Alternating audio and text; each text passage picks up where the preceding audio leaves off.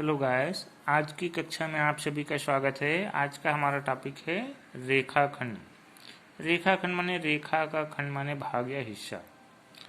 तो रेखाखंड के अंतर्गत हमको क्या क्या पढ़ना है, तो चलिए शुरू करते हैं। सबसे पहले जैसे हम गणित पढ़ते हुए आपने पहले भी कई प्रकार की आकृतियाँ देखी है। जैसे है ये वृत्त है, त्रिभुज है, चतुर्भुज है, पंचभुज और भी कई प्रकार की आकृतियाँ आपने देखे हैं। तो ये देखिए, ये जो वृत्त जैसे बने, इसमें इसे मान लिया हमने पेन का एक नोक यहाँ पर रख दिए।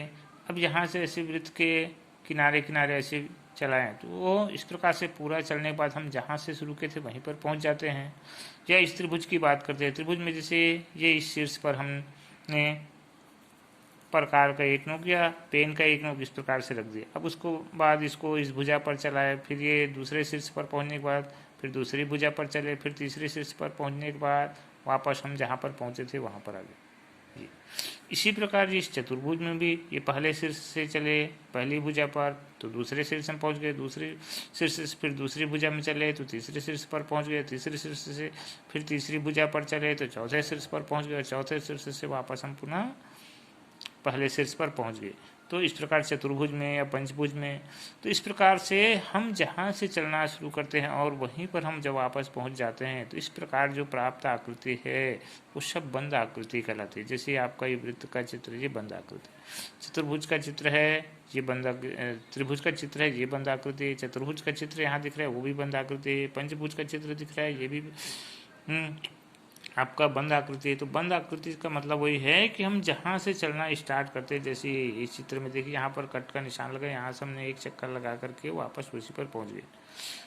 तो बंद आकृति के लिए ये निष्कर्ष आता है कि हम जिस बिंदु से प्रारंभ करते हैं, यानी प्रारंभ बिंदु जिसको हम कहते हैं, प्रारंभ बिंदु से जब हम पुनः उसी बिंदु पर आ जाते हैं, प्रारंभ बिंदु से चलने के बाद तो जो प्राप्त आकृति है उसे हम बंद आकृति कहते हैं। चाहे वो वृत्त हो, त्रिभुज हो, चतुर्भुज हो, पंचभुज हो, इसमें किसी भी स्थान पर हमको दोबारा चलने की आवश्यकता नहीं पड़ती। और अगर हम दोबारा चलते हैं किसी भी आकृति में किसी स्थान पर तो वो जो आकृति है वो बंद आकृति नहीं कहलाती। जैसे कि देखिए यहाँ पर पी, अब पी का जब आप ये बनाओगे तो देखिए आप पहले खड़ी लकीर खींचते हो, फिर वापस आप पेन को उठाकर फिर ऐसे करते हो, तो ये आपका बंद आकृति नहीं है। बंद आकृति में किसी भी पेन या पेंसिल को उठाकर डबल चलने की आवश्यकता नहीं होती और जहाँ पर हम चलते हैं वो हमारा बंद आकृति नहीं होती। तो ऐसी और भी आकृतियाँ हैं, चलिए हम थोड़ा सा देखते हैं। यहाँ पर ये देखिए, यहाँ पर हमने कुछ आकृतियाँ लिए हैं। जैसे ये यहाँ पर देखिए, ये इस तरह की जो आकृति है या ये वाली आकृति, चित्र तीसरा, चौथा, पाँचवा, छठवां, ये सातवां, आठवां, नौवां, 10वां, 11वां। चलिए यहाँ पर हम ये जो आकृति है इनको देखते हैं कि बंद आकृति है या खुली हुई आकृति है। जैसे कि देखिए चित्र तीसरा, अब यहाँ पर देखिए ये जो आकृति बनी है इसके देखिए ये सिर और ये सिरे दोनों जुड़े नहीं हैं, जुड़े हुए नहीं माने ये खुली आकृति है। यहाँ पर लिख दिए खुली आकृति है। अब यहाँ पर ये जो रेखा है देखिए, ये रेखा इस तरह से जा करके इस प्रकार से मुड़ के टेढ़ा मेढ़ा है तो ये वक्र है। वक्र का मतलब होता है टेढ़ा मेढ़ा। तो यहाँ कुछ किस प्रकार की रेखाओं से बनी ये जो आकृति है चित्र तीसरा, ये खुली आकृति है। और किस प्रकार की आकृति से बनी है, सीधी रेखा से कि वक्र रेखा से कि दोनों प्रकार से। तो यहाँ पर देखिए हमारा जो रेखा है वो ऐसे आड़ा तिरछा है, टेढ़ा मेढ़ा है, तो यहाँ पर ये वक्र रेखा है। चित्र चौथा में देखिए इसी प्रकार से देखिए ये जो चित्र है इसमें इसके दोनों सिरे जो है वो खुले हुए हैं तो ये खुली आकृति है। तो यहाँ पर भी हम लिख सकते हैं ये खुली आकृति है। और ये किस प्रकार से रेखा से बनाए, तो देखो ये आड़ी सीधी रेखा है, ये खड़ी सीधी रेखा, आड़ी सीधी रेखा, माने ये सीधी रेखाओं से बनाए तो यहाँ पर हम लिखेंगे सीधी रेखा। ये वाली आकृति देखिए चित्र पाँचवा, इसमें देखिए ये इसका एक सिर से यहाँ पर है और दूसरा सिर से है जो एक दूसरे से जुड़े नहीं हैं, माने खुली आकृति है। तो यहाँ पर लिखेंगे कि हमारी आकृति जो है वो खुली आकृति है, पहली बात। दूसरी बात, इनके जो ये रेखा है, जिस रेखा से बना है ये चित्र, ये आपका मुड़ा हुआ है तो ये वक्र है। तो इस प्रकार से और भी चित्र दिए हैं, तीसरा, चौथा, पाँचवा फिर ये 7वां 8वां 9वां 10वां, यहाँ पर 9वां 10वां को मैं थोड़ा सा हाईलाइट कर दूँ। यहाँ पर देखिए ये जो अभी तक आपने देखे ये जो 4 आकृति हैं ये पूरे खुले हुए हैं, और यहाँ पर जो 5 आकृति हैं पूरे बंद है, क्योंकि इनके शीर्ष जहाँ जो है एक दूसरे से जुड़े हुए हैं। ये जैसे ये त्रिभुज को ही ले लो, ये जहाँ से शुरू है पूरा एक चक्कर लगा के वहीं पर आ गया। चतुर्भुज में भी वही बात है, जहाँ से शुरू के एक चक्कर लगा के फिर वहीं पर आ गया। ये यहाँ पर भी देख रहे, यहाँ पर भी देख, तो ये सारे जो चित्र हैं यहाँ पर नीचे के जो 5 चित्र हैं वो बंद आकृति हैं, और इनमें रेखाएं देखिए यहाँ पर ये सीधी रेखाओं से बना है। ये एक सीधी रेखा गई, दूसरी सीधी रेखा, तीसरी सीधी रेखा, सीधी रेखाओं से बनी है। तो ये चित्र 7वां जो है वो सीधी रेखा है। चित्र 10वां देखिए, यहाँ पर देखिए ये भी बंद आकृति है, लेकिन यहाँ पर ये एक सीधी रेखा है और ये जो है इस प्रकार से मुड़ा हुआ है। इसका मतलब ये सीधी और वक्र रेखाओं से बनी हुई है। ये आपका वृत्त अंडाकार जो आकृति बना है ये भी बंद आकृति है, और ये इसके जो रेखाएं हैं ये पूरा मुड़ा हुआ है, तो ये केवल वक्र से बना है। तो इस प्रकार से हम विभिन्न प्रकार की आकृतियों से परिचित हैं। अब चलिए हम यहाँ पर रेखाखंड पढ़ रहे हैं, तो रेखाखंड के अंतर्गत अभी तो हमने आकृति के पर बात की, अब थोड़ा सा रेखा पर भी बात कर लेते, क्योंकि जब हम आकृति की बात करते हैं उसमें हम रेखा पर भी चर्चा की है, रेखा की बात आई है इसमें। तो रेखा क्या है, तो रेखा क्या है ये जानने के लिए, जैसे ये आपके पुस्तक है, मान लीजिए मैं पेंसिल को, ये पेन को ये एक किनारे से ऐसे चलाते चलता हूँ, ये यहाँ तक चला गया, ये इस प्रकार से चलाना शुरू किया, ये इस प्रकार से चलाते चलाते दूसरे ये तक किनारे तक पहुँच गया। अब मान लीजिए आप पुस्तक की चौड़ाई को और बढ़ा देते हैं, इतने चौड़ा, या एक कापी और ले लेते हैं। ये इस प्रकार से मैंने एक कापी ले लिया, अभी मैं यहाँ से ऐसा चला था और ये यहाँ तक पहुँच गया। फिर आगे हम इस पुस्तक की चौड़ाई को बढ़ा दिए, तो अब कापी में इस प्रकार से चलेंगे, इस प्रकार से चल, तो फिर ये दूसरा सिरा हो गया। फिर हम इसी प्रकार के और कापी या पुस्तक मिला देंगे, तो फिर रेखा की लंबाई और बढ़ जाएगी।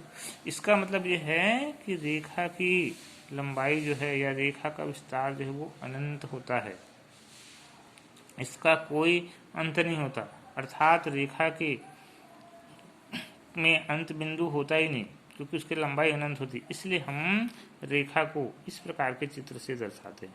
इसके दोनों ओर ऐसे तीर का निशान होता है। तीर का निशान जो है ये बताता है कि इस रेखा का हम जितना चाहें आवश्यकता अनुसार इसका विस्तार कर सकते हैं, या रेखा का विस्तार होता है। लेकिन मान लीजिए इस रेखा में, मान लीजिए देखिए यहाँ पर ये दोनों ओर तीर का निशान है, तीर का मतलब ये इधर जितना चाहे उतना बढ़ा सकते हैं, उधर तीर का निशान मान उधर भी जितना चाहे उतना बढ़ा सकते हैं। लेकिन मान लीजिए हम किसी भी एक छोर में मान लो जो स्थिर बिंदु ले लिए, जैसे इस चित्र में देखिए यहाँ पर ये ओ जो लिए स्थिर है, यहाँ पर तीर का निशान नहीं, एरो नहीं है, मानिए स्थिर बिंदु। तो स्थिर बिंदु से माने एक निश्चित बिंदु से ही हम चलना शुरू करते हैं और दूसरी ओर हम जितना चाहे बढ़ सकते हैं। तब इस स्थिति में ये जो आकृति प्राप्त होती है ये हमारा किरण कहलाता है। तो किरण में एक निश्चित बिंदु होता है जिसको हम प्रारंभ बिंदु कहते हैं, या हम अंत बिंदु भी कहते हैं। प्रारंभ इसलिए इधर से शुरू करते हैं इसलिए प्रारंभ बिंदु। अब हम इसको उल्टी दिशा से चलेंगे तो ये अंत बिंदु, क्योंकि यहाँ पर तीर का निशान नहीं है, तो प्रारंभ या अंत भी कहते हैं। तो रेखा और किरण में ये अंतर है कि रेखा में का कोई अंत बिंदु नहीं होता या कोई प्रारंभ बिंदु नहीं होता, किरण में एक प्रारंभ या अंत बिंदु होता है, तो उसे हम किरण कहते हैं। चलिए इसे एक क्रियाकलाप करके देखते हैं। क्रियाकलाप 4, इसमें ये पूछा गया क्या निम्नलिखित चित्रों में किरण एवं सरलरेखाओं को पहचान सकते हैं? तो उत्तर है हाँ, हम पहचान सकते हैं। कैसे? देखिए ये ए से बी तक की ये एक रेखा दिख रहा है जिसके दोनों सिरों पर तीर का निशान है। ये रेखा है ए बी, दूसरी रेखा ये सी डी है। ये सी से डी तक हम पूरा पढ़ेंगे तो ये रेखा कहलाएगा। इसी प्रकार ए से बी तक पढ़ेंगे तब ये रेखा कहलाएगा। लेकिन अगर हम ओ से पढ़ें तो वो देखो ये ओ ओरिजिन मूल बिंदु मिला है, एक निश्चित बिंदु मिला है, तो निश्चित बिंदु से ओ से जब ए तक पढ़ेंगे तो ये ओ एक किरण कहलाएगा। ओ से बी ओ भी एक किरण कहलाएगा। ओ डी किरण कहलाएगा। ओ सी किरण कहलाएंगे। यहाँ पर देखिए दूसरे चित्र में देखिए एक निश्चित बिंदु ओ दे दिए है, ओ से एक्स की ओर जा रहा है ये, तो इसमें एक ही ओर तीर का निशान है, मतलब ओ एक्स किरण हो गया। इसी प्रकार ओ वाई एक किरण हो गया। यहाँ पर देखिए ये जो चित्र तीसरा, इसमें ए से बी तक एक रेखा दिया है जिसके दोनों सिरों पर तीर का निशान है, माने ये रेखा है, किरण नहीं है। ये भी सी से डी जो है इसमें भी दोनों ओर तीर का निशान है, माने ये भी रेखा है। तो ये याद रखिएगा कि रेखा में दोनों ओर तीर के निशान होते हैं दोनों सिरे पर, और किरण में केवल एक ही सिरे पर तीर का निशान होता है। अब चलिए एक क्रियाकलाप और देखते हैं। अभी आपने देखा रेखा देख लिए, किरण देख लिए, अब आपको पढ़ना है रेखाखंड। रेखाखंड क्या है? रेखा का ही जो खंड है, कोई भी भाग है, उसी को हम रेखा खंड कहते हैं। जैसे कि इस चित्र में देखिए, यहाँ पर मैंने एक रेखा खींचा हूँ, ये रेखा है, दोनों सिरों पर तीर का निशान। अब मान लीजिए मैंने इस पर दो बिंदु ले लिया, यहाँ पर एक बिंदु ले लिया, यहाँ पर एक बिंदु, दो बिंदु ले लिया, यहाँ पर एक बिंदु को ये और दूसरा बिंदु ये। तो देखो ये जो भाग है यहाँ से यहाँ तक, ये इस रेखा का एक भाग है। तो भाग है माने ये जो भाग है ये कराएगा रेखा खंड। रेखा खंड माने रेखा का भाग।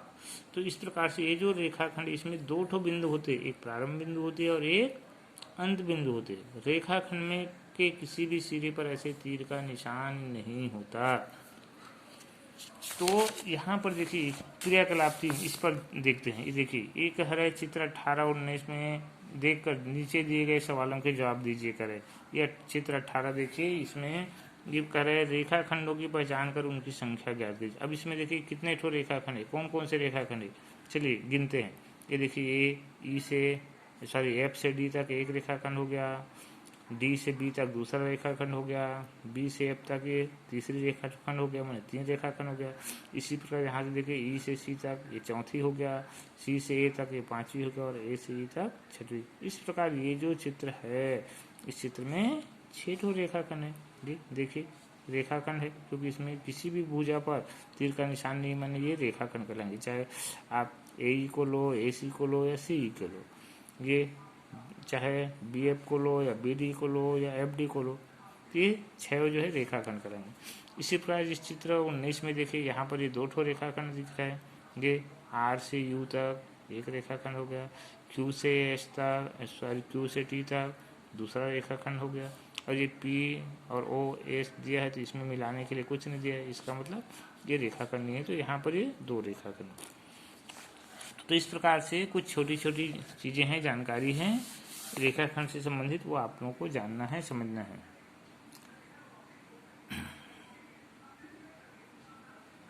चलिए अब आगे चलते हैं। संरेख। संरेख का मतलब क्या होता है? संरेख माने होता है रेखा, माने अगर 3 या 3 से ज़्यादा बिंदु एक ही रेखा पर स्थित हों, एक ही रेखा पर हो, तब वो हमेशा संरेख कहलाते हैं। जैसे यहाँ पर देखिए ये जो चित्र दिख रहा है, चित्र 24, इसमें देखो कितने ठो बिंदु, ये एक्स एक बिंदु हो गया, वाई दूसरा बिंदु हो गया, जेड तीसरा बिंदु हो गया और ये एल चौथा बिंदु। तो मैंने कहा कि जब एक ही रेखा, ये जो रेखा इस पर 1 2 3 या 3 से ज़्यादा, चाहे कितना भी ज़्यादा हो, 4 5 है ज़्यादा हो, ये याद रखिए 3 या 3 से ज़्यादा बिंदु होना चाहिए। अगर 3 या 3 से ज़्यादा बिंदु एक ही रेखा पर स्थित हो, ये देखिए रेखा है, तब ये जो बिंदुएं हैं इस संरेख कहलाएंगे। तो इस प्रकार से ये जो चारों बिंदु हैं वो संरेख कहलाएंगे। यहाँ पर देखिए इस रेखा में ये, इसमें या ये किरण में, ये किरण है क्योंकि इधर ये प्रारंभ बिंदु, इधर अंत बिंदु है, नहीं सॉरी ये प्रारंभ बिंदु, इधर तीर का निशान माने अंत बिंदु नहीं है, माने ये किरण हो गया। तो इस किरण में भी देखिए 3 बिंदु है, एक बिंदु है पी, दूसरा है क्यू, तीसरा आर। तो ये 3 बिंदु हैं पी क्यू आर, जो एक ही रेखा में है, एक ही रेखा में है, माने ये संरेख कर रहे हैं। तो याद रखिए संरेख के लिए इस प्रकार से 1 2 3 बिंदु होना चाहिए, या 3 से ज़्यादा, ये 1 2 3 4 या 5 या 6 ज़्यादा होना चाहिए, ये संरेख कहलाएंगे। लेकिन इस त्रिभुज में देखिए, ये जो आकृति इसमें देखिए, इसमें केवल 2 ही बिंदु हैं, ए और बी। या इस भुजा में देखो केवल 2 ही बिंदु, बी और सी, या इस भुजा में देखिए केवल 2 ही बिंदु, ए और सी। तो केवल 2 ही बिंदु हो तब वो संरेख नहीं कहलाती। संरेख के लिए आवश्यक है कि एक ही रेखा पर या एक ही रेखाखंड पर या एक ही किरण पर कम से कम 3 बिंदु होना चाहिए, या फिर 3 से ज़्यादा होना चाहिए। तो इस तरह से हमने रेखा पढ़ लिए, किरण पढ़ लिए, रेखाखंड पढ़ लिए, संरेख बिंदु पढ़ लिए। अब देखिए भाई, मैंने कहा रेखाखंड पढ़ लिए, तो रेखाखंडों की तुलना, रेखाखंडों की हम तुलना कैसे करते? तुलना का मतलब अगर 2 या 2 से ज़्यादा रेखाएं दी गई है तो हमको तुलना करना, माने कौन छोटा है कौन बड़ा है, ये हमको जानना है। तो इसके जानने के 3-4 तरीके हैं। पहला है अवलोकन द्वारा। अवलोकन माने सीधे सीधे हम देख के बता सकते हैं कि कौन सी रेखा छोटी है, कौन सी रेखा बड़ी है, कौन सी रेखाखंड छोटी है, कौन सी रेखाखंड बड़ी है। जैसे देखिए ये रेखाखंड ए से बी, ए बी, दूसरी रेखाखंड जो है सी डी, तो यहाँ पर देखिए चित्र से ऐसे ही पता चले कि ये जो रेखाखंड ए बी जो है इस सी डी से छोटा है। यहाँ पर देखिए इस चित्र 26 में ये एक रेखाखंड दिए हैं पी क्यू, दूसरी रेखाखंड दिए ए आर एस। तो यहाँ पर इस चित्र में भी दिख रहा है अवलोकन से कि पी क्यू जो है उस आर एस से छोटा है। लेकिन कभी कभी क्या होता है, हमको ऐसे भी चित्र मिलते हैं जिसमें हम आसानी से अवलोकन करके माने देख के नहीं बता सकते कि इसमें से कौन से रेखाखंड छोटा है और कौन सा बड़ा है। जैसे यहाँ पर देखिए ये P से Q एक रेखाखंड दिख रहा है, M से N दूसरी रेखा। अब यहाँ पर दोनों रेखाखंड लगभग बराबर दिख रहे हैं, तो क्या वास्तव में बराबर हैं या ये दोनों एक दूसरे से छोटे बड़े हैं? तो इसको जानने के लिए हम दूसरी विधि का उपयोग करते हैं। जहाँ पर सामान्य अवलोकन से पता नहीं चलता वहाँ पर हम स्केल का उपयोग करते हैं। स्केल से आप इस प्रकार से नाप लोगे, जैसे चलिए मैं नाप के दिखा देता हूँ। एक रेखाखंड पी क्यू को नाप रहे हैं, देखिए ये पी से क्यू ये लगभग 3 सेंटीमीटर है। एम एन को भी नाप के देख लेते हैं, ये भी 3 सेंटीमीटर है। नहीं है, ये 3.1 सेंटीमीटर है।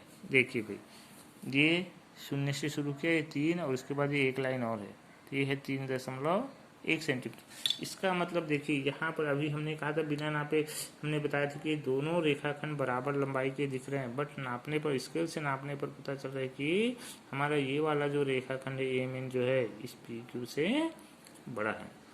तो रेखाखंडों की तुलना माने कौन बड़ा है कौन छोटा, ये ज्ञात करने के लिए एक तो हम अवलोकन का उपयोग करते हैं। अवलोकन का माने यदि उनकी रेखाओं खंडों की लंबाइयों में ज़्यादा अंतर है तो हम सीधे सीधे अवलोकन से बता सकते हैं, लेकिन बहुत ही कम अंतर है तो वहाँ पर हम स्केल का उपयोग करते हैं या फिर डिवाइडर का उपयोग करते हैं या प्रकार का। जैसे देखिए यहाँ पर देखिए ये डिवाइडर से मैंने ये कर दिया, एक पैर यहाँ रखा प्रकार का, दूसरा पैर यहाँ पर रख दिया।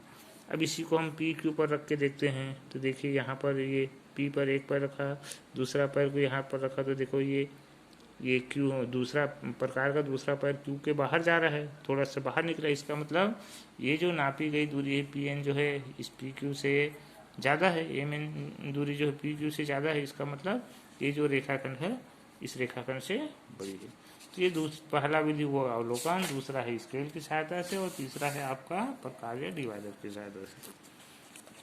तो इस प्रकार से हम रेखाखंडों की तुलना करते हैं।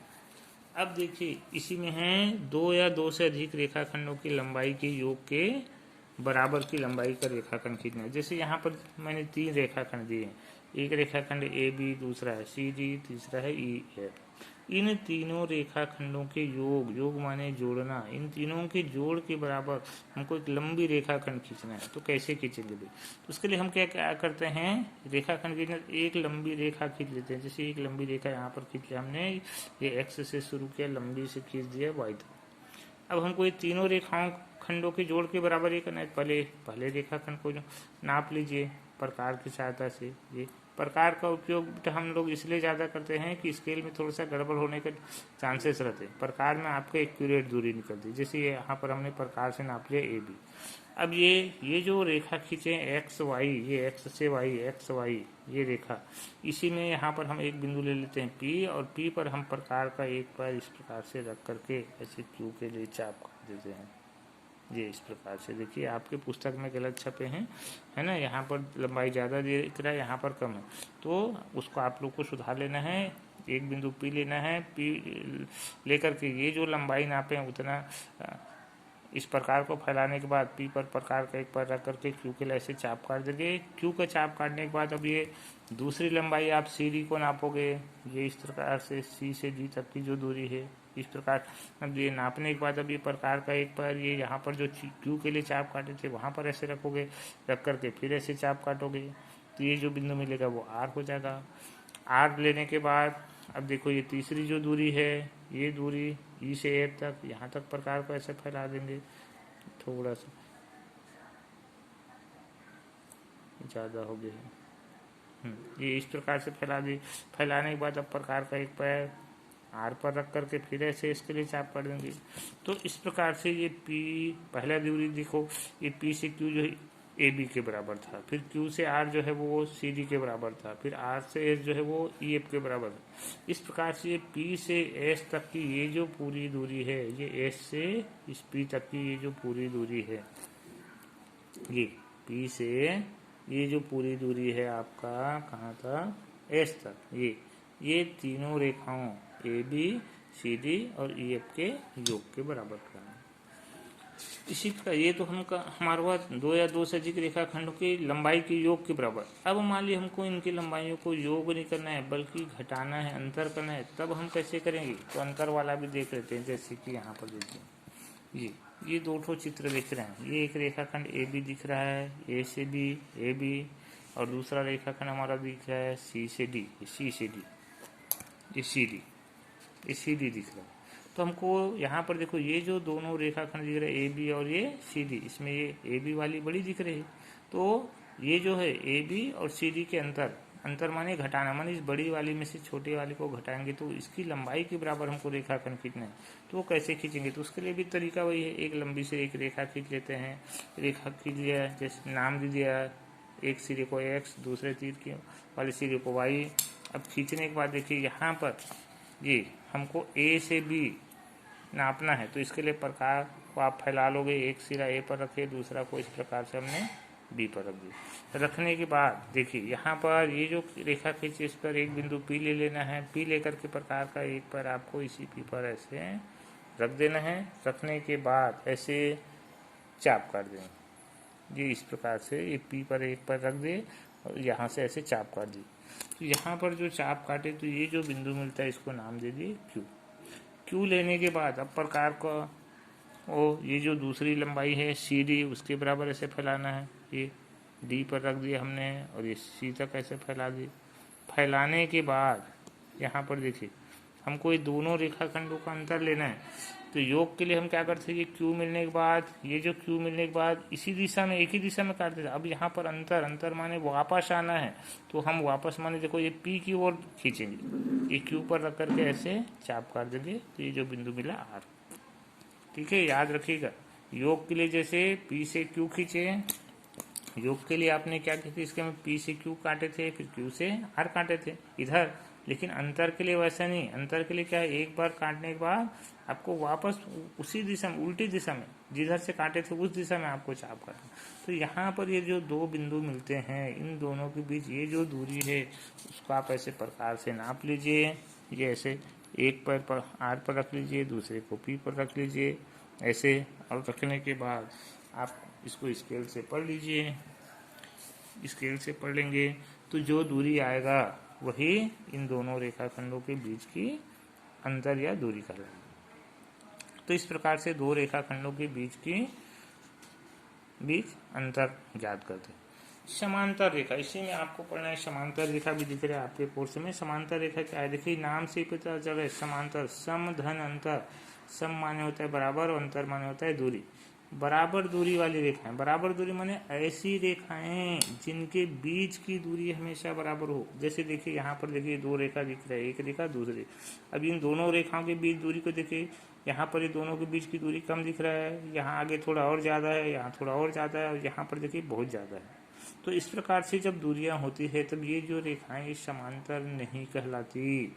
समांतर होने के लिए याद रखिए कि इनके बीच की जो दूरी है, बीच की दूरी, ये लंबाई नहीं कर रहा हूँ, ये बीच की ये जो दूरी है वो बराबर होना चाहिए। जैसे आपकी रेल की पटरी, वो हमेशा समांतर होती है। ये दोनों पटरियों के बीच की दूरी हमेशा बराबर होती है। आपके दरवाजे के जो पल्ले के दो किनारे हैं वो हमेशा समांतर होते हैं। आपके पुस्तक के दोनों किनारे जो है वो समांतर होते हैं। दोनों किनारों के बीच की दूरी हमेशा बराबर होती है। तो इस प्रकार की आकृति को हम समांतर कहते हैं। तो समांतर रेखाएं में याद रखिए कि दोनों रेखाओं के बीच की दूरी हमेशा बराबर होती है। और अगर इनके बीच की दूरी अगर बराबर नहीं है तब वो समांतर नहीं कहलाएंगे। और जब समांतर नहीं होंगे तो वो कहीं न कहीं एक दूसरे को काटेंगे। चाहे इसको, जैसे इसी चित्र को देखिए, इसको आप ऐसे पीछे बढ़ाओगे, इसको भी पीछे बढ़ाओगे तो इधर कहीं काटेंगे। ये यहाँ पर देखिए, ये इसका एक चित्र दिया है। यहाँ पर देखिए ये दो रेखा है, ये जो समांतर नहीं, देखो ये दोनों रेखाओं के बीच यहाँ पर दूरी कम दिख रहा है, यहाँ ज़्यादा दिख रहा है। तो इनको बढ़ाने पर ये यहाँ पर और इनको बढ़ाने पर ये यहाँ पर ये दोनों एक दूसरे को काट रहे हैं। तो जब भी रेखाएं समांतर नहीं हों तो वो एक दूसरे को काटते हैं, माने प्रतिच्छेद करते हैं। जैसे यहाँ पर देखिए इस चित्र में ये दोनों रेखाएं समांतर नहीं, ये रेखा और ये रेखा समांतर नहीं। ये दो चित्र चौथा में देखिए ये और ये वाली रेखा समांतर नहीं है, लेकिन यहाँ पर छठवां में देखिए ये जो दोनों रेखा, ये रेखा और ये रेखा, ये दोनों समांतर है। समांतर मन इनके बीच यहाँ पर जितना दूरी है उतना यहाँ भी दिख रहा है, यहाँ भी दिख रहा है, यहाँ भी दिख रहा है। तो इस तरह से समांतर रेखाएं होती है। अब चलिए इसी में थोड़ा सा बिंदु भी समझ लेते हैं। बिंदु क्या है, थोड़ा सा यहाँ पर मैंने रेखा बता दिए, समांतर रेखा बता दिए, रेखाखंड बता दिए, ठीक। अब इसी में एक बिंदु भी ले लेते हैं, नहीं है यहाँ पर, चलिए मैं चर्चा कर। ये देखिए यहाँ पर एक बिंदु है जैसे। अब मान लो बात आती है कि इस एक बिंदु से कितने ठो रेखाखंड खींचे जा सकते हैं।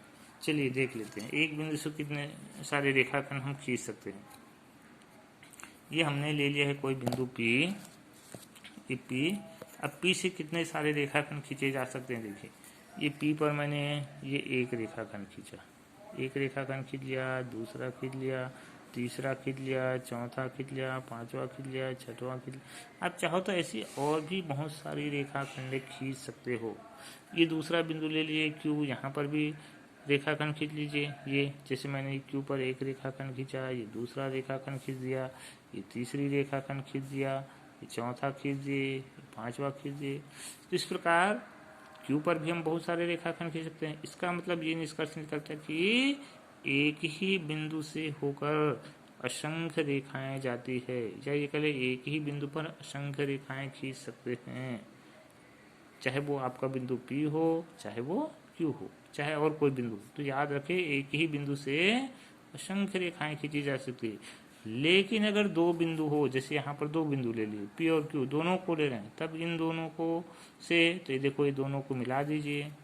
ये P और Q को अपन मिला देते हैं। चलिए देखिए ये P है, इसको मैं मिला रहा हूँ Q से, इस प्रकार से मिला दिया। तो P को Q से मिलाया तो देखिए यहाँ पर एक ही रेखाखंड बना। तो इससे ये भी निष्कर्ष निकलता है कि अगर दो बिंदु हो तो दो बिंदु से केवल एक ही रेखा जाती है। लेकिन अगर एक ही बिंदु है तब आपके असंख्य रेखा गुजरती है या जाती है। लेकिन अगर दो बिंदु है तो केवल एक ही रेखाखंड या एक ही रेखा होकर जाती है, या एक ही किरण जाती है, याद रखिएगा। तो इस प्रकार से ये हमारा चैप्टर है रेखाखंड से संबंधित, जिसमें ये जो विभिन्न चीज़ें हैं, रेखा है, रेखाखंड है, किरण है, इन सब के बारे में, बंद आकृति है, खुली आकृति, इन सब के बारे में पढ़ना था, समझना था। आशा करता हूँ ये वीडियो आप लोगों को समझ में आया होगा, पसंद भी आया होगा। तो आप लोग इस वीडियो को अन्य बच्चों को ज़रूर शेयर करें। धन्यवाद, मिलते हैं अगली वीडियो में।